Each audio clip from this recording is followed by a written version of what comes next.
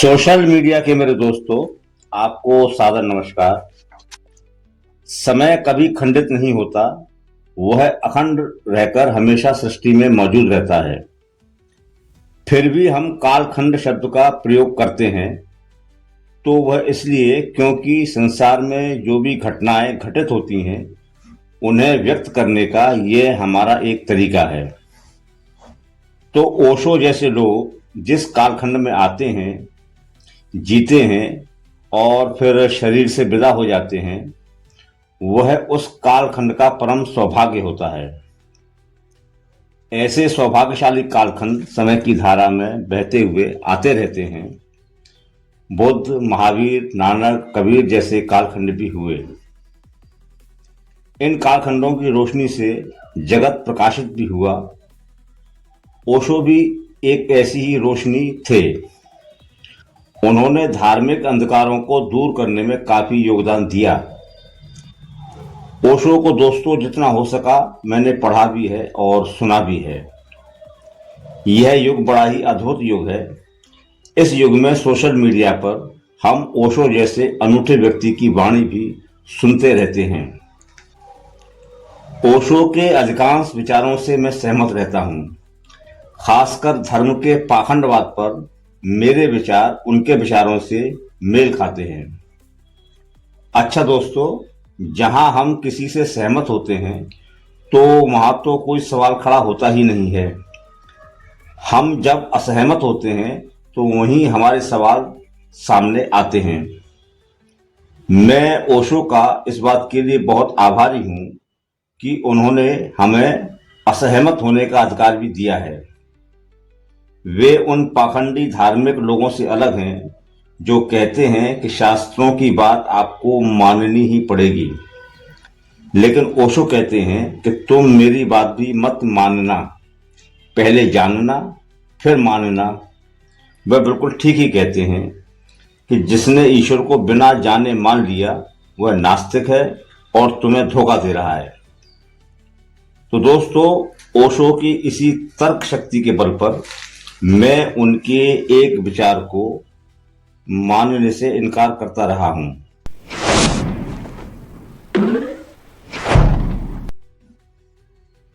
ओशो कहते हैं कि मृत्यु के बाद तुम कुछ भी अपने साथ नहीं ले जा सकोगे। यह सीधी सी बात तो हमारे कर्मकांडी साधु महात्मा और कथावाचक भी कहते रहते हैं। इसमें क्या तो कोई नई बात है और क्या कोई छिपी हुई बात है। कोई 10-12 साल का बच्चा जिसके सामने कभी कोई मृत्यु घटित हुई हो, वह भी ये आसानी से बता देगा कि मृत्यु के बाद मनुष्य संसार की कोई भी चीज अपने साथ नहीं ले जा सकता। अब यही सामान्य सी बात हम ओशो जैसे असाधारण व्यक्ति से भी सुने तो हमारे मन को तृप्ति नहीं मिलती और इस बात से हम संतुष्ट नहीं हो पाते। दोस्तों, सालों से मैं इस मुद्दे पर सोचता रहा हूं और इस पर ऐतराज करता रहा हूं कि यह बात उठाना ही गलत है कि हम संसार से कुछ ले जा नहीं सकते। हमें परमात्मा ने इस संसार में इस उद्देश्य के साथ भेजा भी नहीं था कि हम संसार से क्या लेकर आए। मतलब परमात्मा ने हमको इसलिए जन्म नहीं दिया था कि हम संसार की चीजें ले जाकर के परमात्मा को भेंट करें। मेरा जानना और मानना इतना ही है कि परमात्मा ने हमें इस जगत में इसलिए भेजा था कि हम उस जगत में क्या छोड़कर आए। इसलिए ध्यान तो हमारा इस बात पर होना चाहिए कि मृत्यु से पूर्व हम संसार में क्या छोड़कर आए। असल सवाल छोड़ने का ही है, ले जाने का कोई सवाल है ही नहीं। ईश्वर इस संसार को लगातार विकसित कर रहा है और वह इस संसार का लगातार विकास तभी कर सकता है जब लोगों को संसार में कुछ छोड़ जाने की क्षमताओं के साथ भेजे। अगर ऐसा नहीं होता तो हम आज भी आदिम युग में जी रहे होते।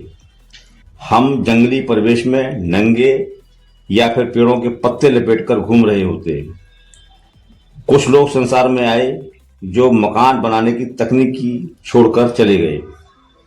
कुछ लोग आए जो हमारे लिए खेती करने का तरीका छोड़कर मर गए। आप लगातार इस पर निगाह डालिए दोस्तों।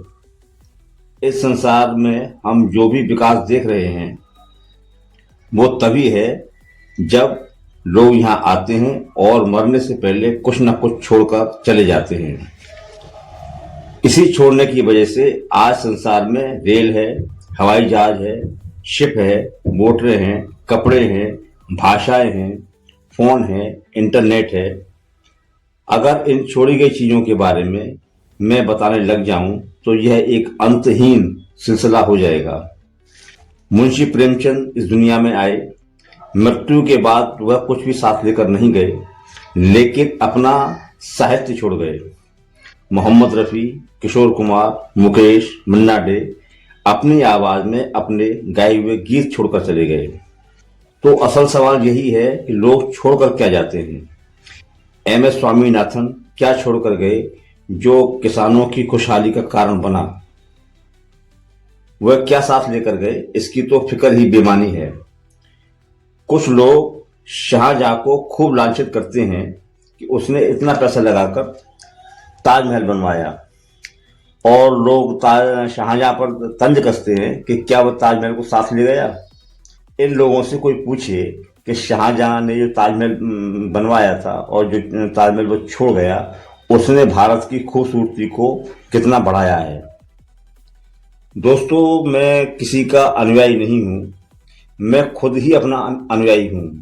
मैं ओशो का प्रशंसक जरूर हूं, अनुयायी उनका भी नहीं हूं। ओशो की जीवन शैली भी ऐसी ही थी। वो खुद कहते थे कि अनुयायी किसी का मत बनना। परमात्मा तुमसे पूछेगा कि तुम हो या नहीं। तुम कहोगे मैं महावीर का अनुयायी, मैं बुद्ध का अनुयायी हूं, मैं शंकराचार्य का अनुयायी हूं। ये बातें वहां ना चलेगी। परमात्मा पूछेगा शंकराचार्य और बुद्ध और महावीर, उन्हें जो होना था हुए, तुम्हें किसने कहा था? अगर मुझे शंकराचार्य बनाने होते तो मैं फोर्ड की तरह फैक्ट्री खोल देता, यहीं से शंकराचार्य बना बना के बेचता। फिर मैंने तुम्हें किस लिए बनाया? मैंने गलती की तुम सोचते हो, तुम मेरी गलती में सुधार करने बैठे। वो तुमसे ये नहीं पूछेगा कि तुम कितने तगमे लाए हो, सोने के चांदी के कितने वीर चक्र, कितने महावीर चक्र। वो तुमसे नहीं पूछेगा कितने सर्टिफिकेट लाए हो। वो तुमसे पूछेगा क्या तुम जिए अपने ढंग से, जैसा मैंने तुम्हें बनाया था। मैंने तुम्हें जूही की तरह बनाया था, तुम गुलाब की तरह जीने की कोशिश करके जूही भी ना हो पाए और गुलाब भी ना हो सके। आज दोस्तों ओशो जीवित नहीं है। अगर जीवित होते तो मैं उनसे पूछता कि वे मृत्यु को इस दृष्टिकोण से क्यों नहीं देखते कि आदमी मरने के बाद क्या छोड़कर जाता है। और दोस्तों, एक साधारण से साधारण आदमी, गरीब से गरीब आदमी भी मरने के बाद इस संसार में कुछ न कुछ छोड़कर जरूर जाता है। और कुछ नहीं तो वह एक छोटा सा मकान छोड़कर जाएगा, कुछ गहने छोड़ जाएगा, कुछ रुपए छोड़ जाएगा, और कुछ नहीं तो वह अपना परिवार तो छोड़ ही जाएगा। मेरी आपसे गुजारिश यही है दोस्तों कि आप जीवन जीते हुए इस बात पर ध्यान लगाए रखें कि मरने के बाद आप वह अच्छे से अच्छा छोड़कर जाएं जो इस संसार के विकास के काम आए। दोस्तों, आज इस चर्चा में इतना ही। मेरा आग्रह है कि ऐसी ही वैचारिक चर्चाओं में बने रहने के लिए आप मेरे चैनल को सब्सक्राइब करें, घंटी का बटन दबाएं, वीडियो को ज़्यादा से ज़्यादा शेयर करें। आपका बहुत बहुत आभारी, सुनील गोस्वामी।